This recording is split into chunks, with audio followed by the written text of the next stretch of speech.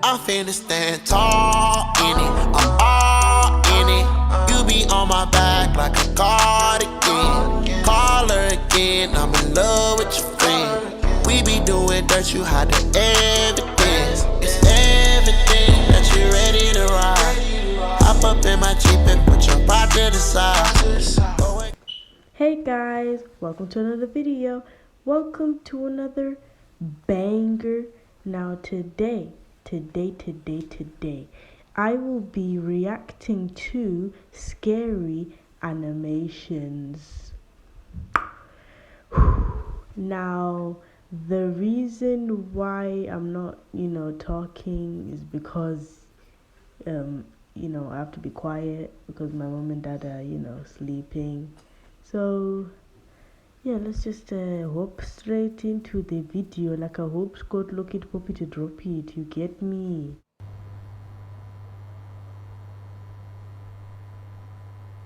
I used to work the graveyard shift at a Dunkin' Donuts.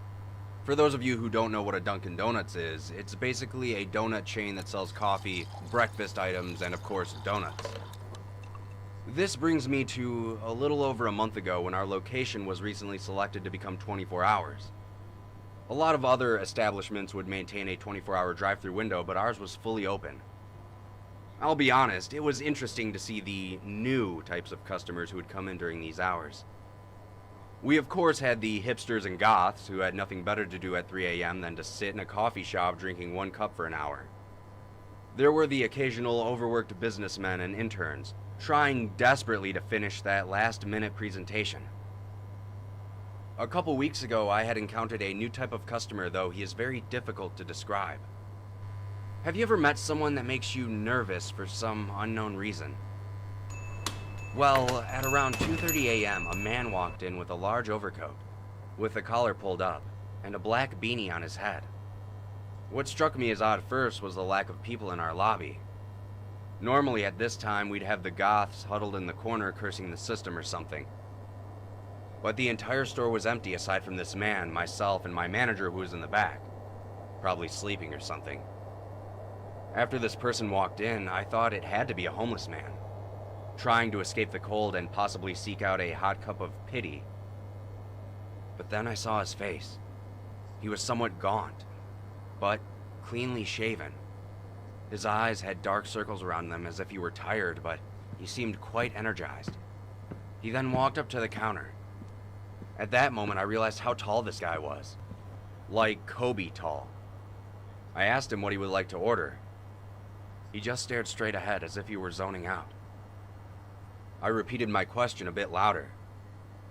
He only said one word. You should listen to your mouth, or else you'll get haunted by that ugly thing on TV.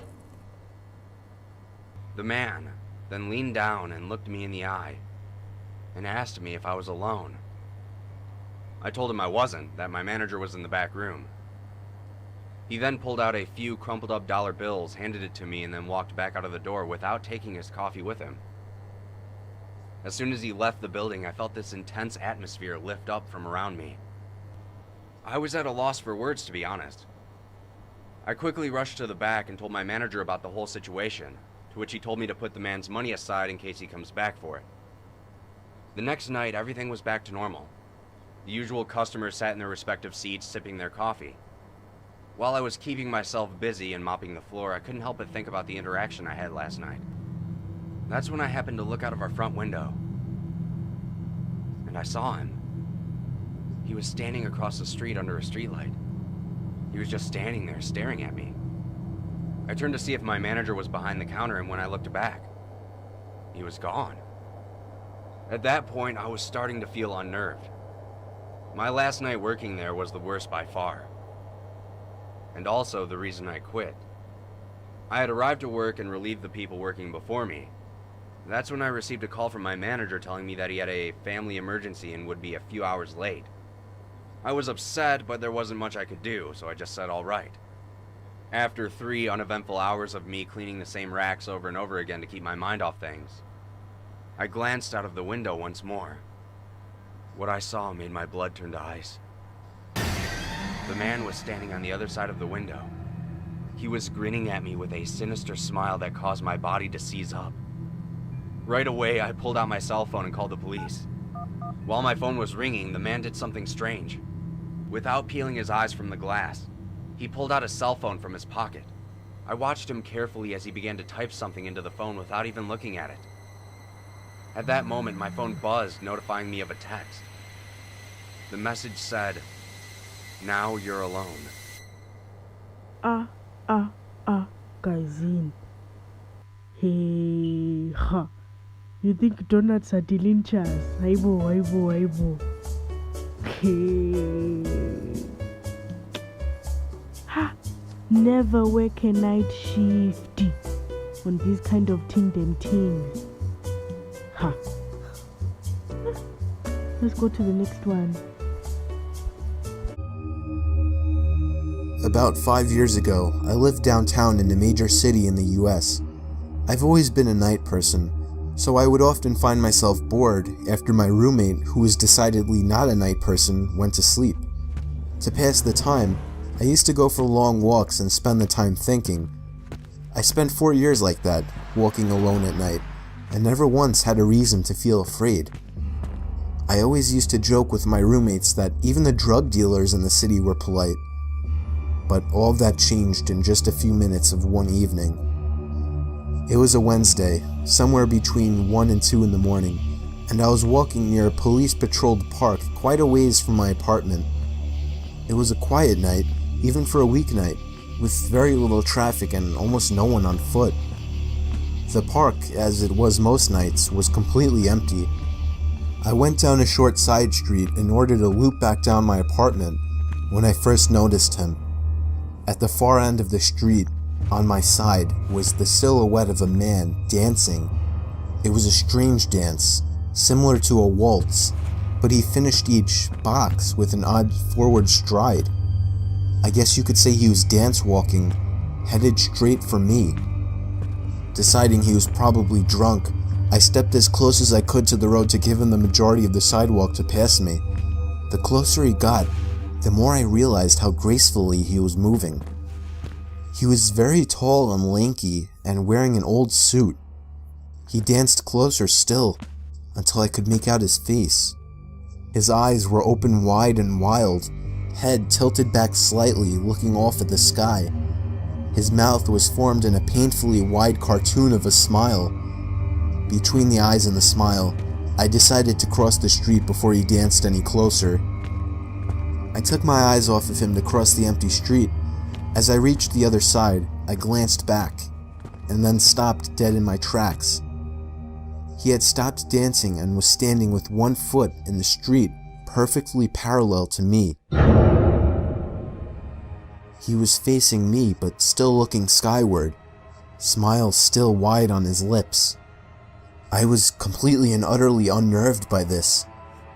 I started walking again, but kept my eyes on the man. He didn't move. Once I had put about half a block between us, I turned away from him for a moment to watch the sidewalk in front of me. The street and sidewalk ahead of me were completely empty. Still unnerved, I looked back to where he had been standing to find him gone. For the briefest of moments I felt relieved, until I noticed him. He had crossed the street and was now slightly crouched down. I couldn't tell for sure due to the distance and the shadows, but I was certain he was facing me. I had looked away from him for no more than 10 seconds, so it was clear that he had moved fast. I was so shocked and I stood there for some time, staring at him, and then he started moving toward me again. He took giant, exaggerated, tiptoed steps, as if he were a cartoon character sneaking up on someone, except he was moving very, very quickly. I'd like to say at this point that I ran away or pulled out my pepper spray or cell phone or anything at all, but I didn't.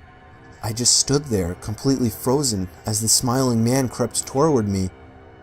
And then he stopped again, about a car length away from me, still smiling his smile, still looking to the sky. When I finally found my voice, I blurted out the first thing that came to mind. What I meant to ask was, "What the f*** do you want?" in an angry, commanding tone. What came out was a whimper. What the f... Regardless of whether or not humans can smell fear, they can certainly hear it. I heard it in my own voice, and that only made me more afraid. But he didn't react to it at all. He just stood there, smiling. And then, after what felt like forever, he turned around, very slowly, and started dance-walking away. Just like that. Not wanting to turn my back to him again, I just watched him go, until he was far enough away to almost be out of sight. And then I realized something. He wasn't moving away anymore, nor was he dancing. I watched in horror as the distant shape of him got bigger and bigger. He was coming back my way. He was coming back my way, and this time he was running. I ran too. I ran until I was off the side road and back onto a better lit road with sparse traffic. Looking behind me then, he was nowhere to be found. The rest of my way home, I kept glancing over my shoulder, always expecting to see his stupid smile, but he was never there. I lived in that city for 6 months after that, and I never went out for another walk. There was something about his face that always haunted me. He didn't look drunk. He didn't look high. He looked completely and utterly insane. And that's a very, very scary thing to see.